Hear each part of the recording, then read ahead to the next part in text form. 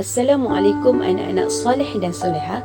Hari ini kita akan teruskan dengan tajuk peperangan Khatfan yang berlaku pada 12 Rabiul Awal tahun ketiga Hijrah.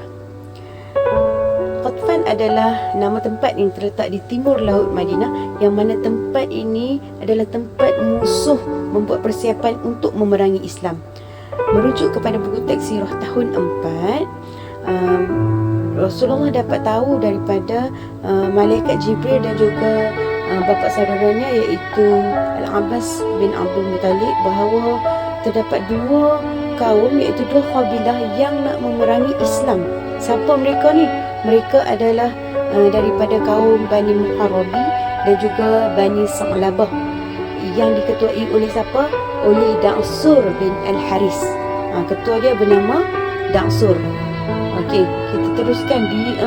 Bila Rasulullah dapat tahu yang Islam di Madinah ni akan diperangi oleh dua kabilah ni, Rasulullah putuskan untuk mempertahankan Madinah dengan memerangi mereka terlebih dahulu. Maknanya kata Rasulullah yang akan pergi ke Khatfan bersama dengan tentera Islam, nak memerangi dua kabilah tadi. Okey, maka Rasulullah membuat persiapan lah. Rasulullah buat persiapan dengan mengumpul tentera-tentera angkatan tentera Islam yang terdiri dengan jumlah 450 orang. Lalu terus menuju ke Dizu Ammar, tempat yang nak ke Khatfan tu melalui Dizu Ammar. Okey, peperangan tersebut sebenarnya tak berlaku pun. Sebab apa tak berlaku? Sebab kaum musyrikin melarikan diri ke bukit kerana rasa takut, rasa kerun bila mendengar berita tentang hebatnya tentera Islam. Sebelum ni kan peperangan Badar Islam menang. Kemudian sebaik saja Da'sur tahu yang tentera Rasulullah SAW menghampiri wilayah mereka, apa yang Da'sur buat? Da'sur arahkan tentera dia untuk melarikan diri ke gunung ganang yang berhampiran. Suruhlah tentera dia selamatkan diri, larilah daripada peperangan tersebut. Kecuali dari ramai-ramai tu, seorang lelaki yang bernama Hibban telah ditawan. Sebab apa? Sebab dia tak sempat nak larikan diri. Kemudian hidayah Allah tu dapat kat dia. Dia dah ditawan, kemudian dia peluk Islam. Okey, dalam masa yang sama, Hibban juga menjadi petunjuk arah kepada tentera Islam untuk ke tempat persembunyian musuh. Okey, di dalam perjalanan hujan turun dengan lebat. Bila hujan turun lebat, maka basahlah hujan. Maksudnya semua pakaian basahlah kan. Zaman dulu tak ada kenderaan.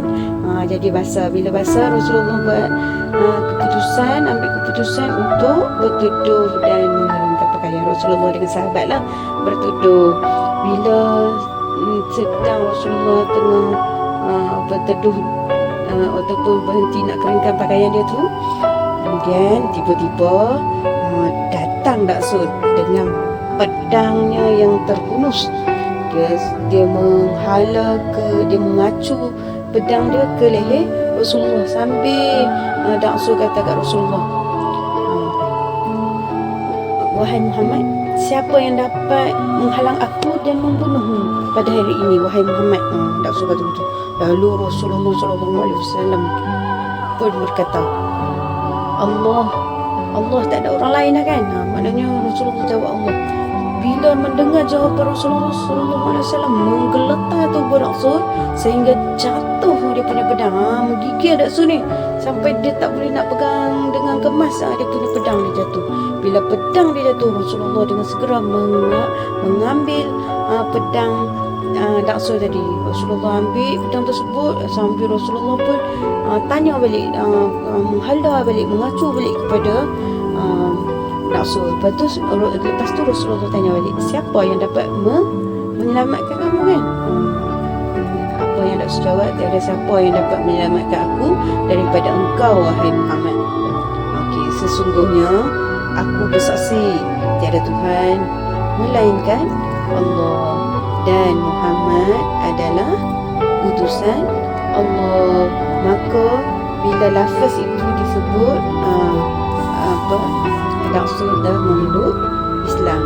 Rasulullah ni bila dia lembut hati. Dia pun lepaskan dan maafkan kesalahan Daksur. Okey, sifat lemah lembut dan kemuliaan Rasulullah tu menyebabkan Daksur menerima Islam, kemudian mengubah hati Daksur daripada memusuhi Islam dan membenci Rasulullah kepada mencintai baginda. Akhirnya Daksur dengan rela hati memeluk agama Islam dan berdakwah kepada pengikut dan orang ramai. Okey, sekian sahaja untuk hari ini. Semoga cerita ini dapat memberi pengajaran kepada anak-anak soleh dan solehah. Wassalam.